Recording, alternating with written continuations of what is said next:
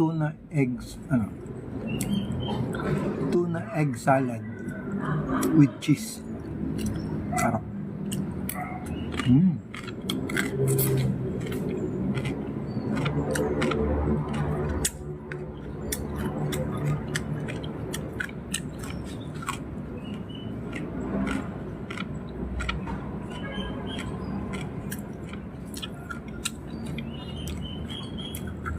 Mayonnaise at black pepper lang ginagamit ko, tsaka iodized salt.